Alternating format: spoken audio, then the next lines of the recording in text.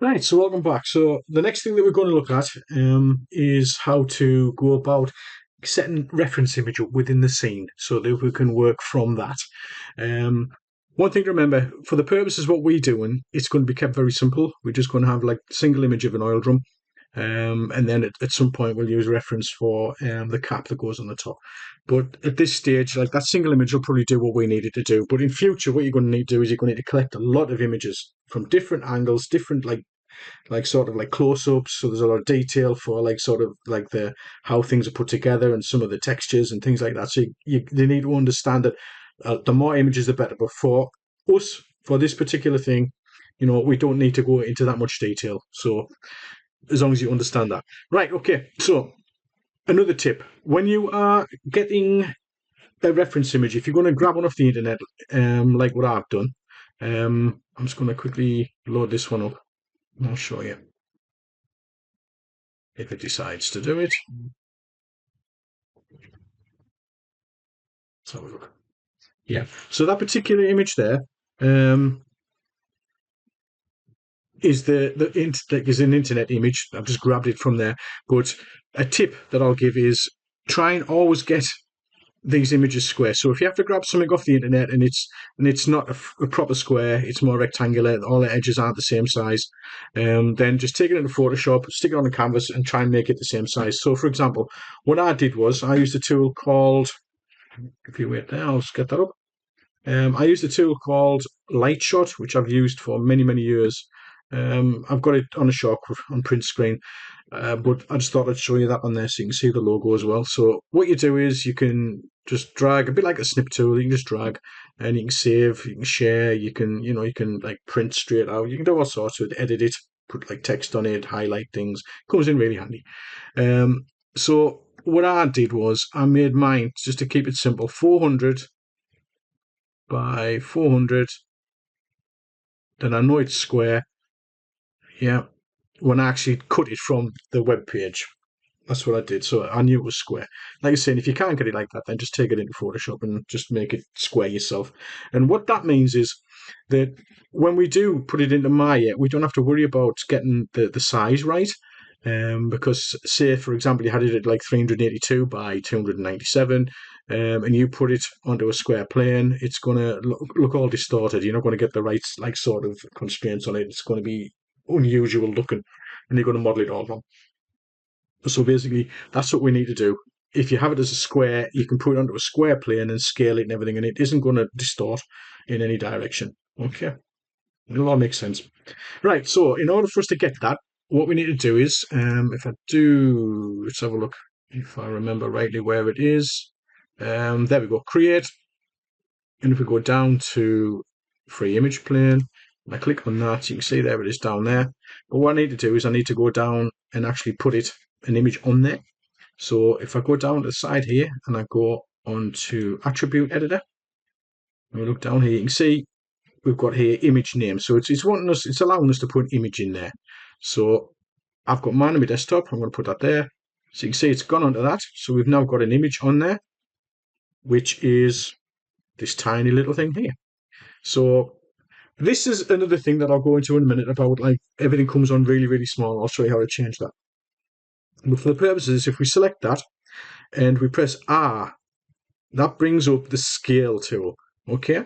Now, if we select the yellow one in the middle, it'll scale it without distorting it. It keeps it square, just scales it uniformly. Okay. Now, if we were to use that one or that one, it's going to stretch it in those directions. That makes sense. So I'll take that back. So we want to keep it square. We know that these are about a meter square. So we know roughly it needs to be about that sort of size. Let's have a look. Maybe it's about like that, just for now. And then if we needed to move that, W key is the move tool, and E key is the rotate tool, which we'll be using a lot. So it's best that you get used to those. W, E, and R is move, rotate, and scale. Okay. Right then. So we've got that there.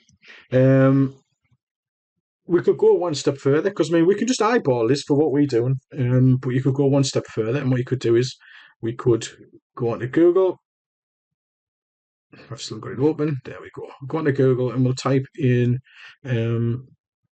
oil drum dimensions. Okay.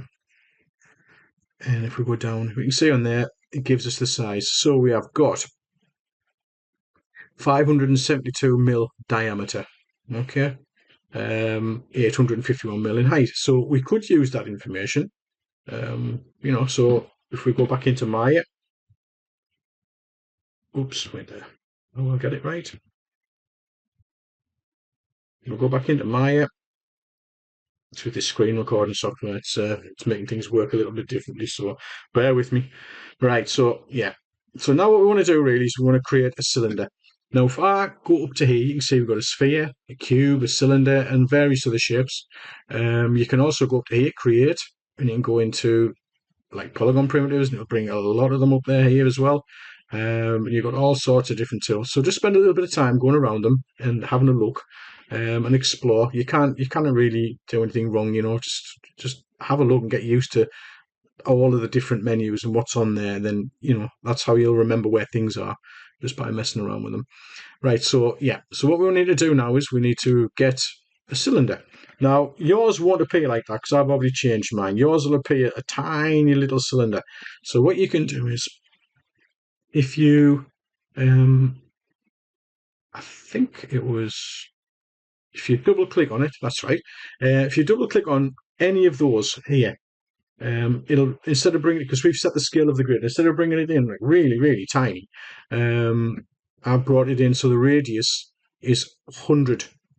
Yeah, and the height is 200. Just so it gives me a size that I can see on the screen, so I can edit it and change it to what size I want it to change.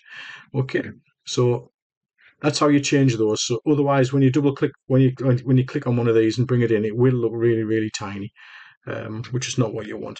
So we've got that there, and obviously it's far too big. We need to get the reference image in there as well. So if we go on here, which I was telling you about, we can see there image plane. That's where our image plane is. So we can move that out the way for now. Yeah, so you can see there that was hidden inside of there, and this here gives you a list of everything that we do and stuff, so you can access them. You can see them all on there, the outliner. Okay, so we've got that, and obviously it's far too big. So what we need to do now, if we click on that, you'll see that we can see all the polygons and the tries and everything else appear on there. We don't really want to move that from the center because that's where we want it. We want the pivot to be dead center and everything, and it keeps everything lined up nicely. So, because you can see that it's quite big. So, from the information that we got earlier on regarding the size in millimeters and stuff, how would we go about doing that? Okay, so at the top of here, we've got different ones. If you click them, you'll see that there's all different information comes up. In the P cylinder, there's a polycylinder here, polycylinder shape 1, polycylinder 1. Now, right, so if we look at here, when we've clicked that one, we can see we've got the information that we're looking for. So we've got the radius, we've got the height, and subdivisions, things like that. You've got a lot of information on there, so we can give this more detail. We can make it roughly the right height. So this here, it says it is, at the moment, it's 100 radius, which means that is 200 in diameter. Okay, so in reality, we've got an idea what we're looking at here. So if I flick back, so we're looking at 572 diameter. So if we half that, 572, that will give us, in effect, the, just bear with me 1 second, that will give us, in effect, the radius, because obviously the diameter is twice the size of the radius. So 572 divided by 2 is 286. So if we go back into Maya and we change that, no, I've done that wrong, haven't I? So the radius needs to be 286. Press enter. Now that's in centimeters, so we need it to be 28.6, right? Because we're working in millimeters on that, so 28.6. Does that look right? Yeah, because it's 500 odd and they're meter squares. So to me, that's starting to look about the right size. So if we go back, and we've got 584 is the Right there. The external dimensions. Yeah, we're just going to do this like as a rough thing. So we've got the height is 876 mil, right? So if we go onto there and we put 87.6, because don't forget our units are in centimeters, and we click return, we've got the scale right. There we go. So now we know, because the barrel's roughly half a meter, you can see that that's about the right size. So our grid is working. We've got it looking nice on there. So the next thing we can do is move this. So if we click on it, don't forget W is your move tool, and we can sort of move that back. Just move it out there a little bit.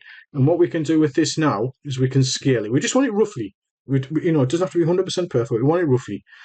So press R for the scale tool, and we can scale that to where we want it. I mean, we've moved it, so you may find pressing W, we may find we want to just like take that a little bit. I think, if we look at it from that side, so the top lip should be there and the bottom lip should be there. So I think it still needs a little bit of changing. Like I say, we're just going to use this for a guide because we've got the right size. We just need this as a guide. So something like that'll do. Okay. Right. So you can see here, we've got the barrel. Now, when we've got the barrel, if we click on it, we can get all of the geometry up there. We can see all the edges and everything else. Okay. Now, what you can do is go up here, and if you see this one, your wireframe unshaded, if I click that, even when we're not touching that, we can still see the wireframe. I tend to like working in that for most of the time. So there we go. We've set this barrel up, the cylinder, so it's roughly the size of the barrel, the oil drum. But the next bit that I need to show you really is how we can sort of select things on that cylinder, because without knowing that, you're not going to be able to do any modeling. So if I click on that, it'll go green. You can see there. And I've still got my scale tool, as you can see, so I can change that to move tool, whatever we need. Right, so if I right click on top of the barrel, once it's selected, you can see it brings up some menus. So we've got edge, object, face, vertex. They're the ones that we need to concentrate on at the moment. So if I select edge, that allows me to select an edge, which is quite simple. Yeah.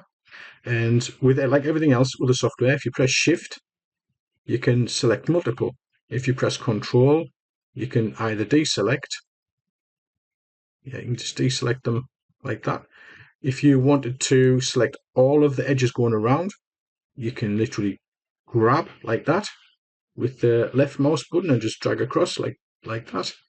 And then if you wanted to deselect them, control, drag across, and deselect those. Yeah. So another example would be if I wanted to just select the top ones, a quick way of doing it would be grab all of them. So I've got all the ones down the side and all the top. And then I press control and I just select those, and I'll deselect them, then I've only got the ones on the top. Yeah, just play around with this and get used to it.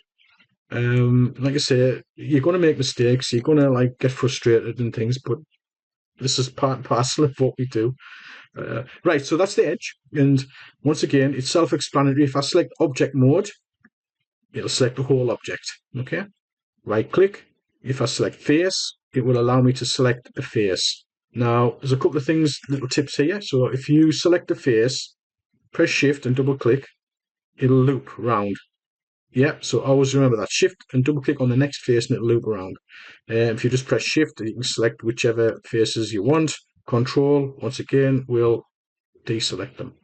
Now, I'll go on to the top to show you this bit. So if I select one there, if I wanted to quickly select all of these, instead of like going click, click, click all the way around, I can just select one. And if I keep tab pressed, I can, and the left mouse button pressed, you can just like sort of swoop around, it'll select them all.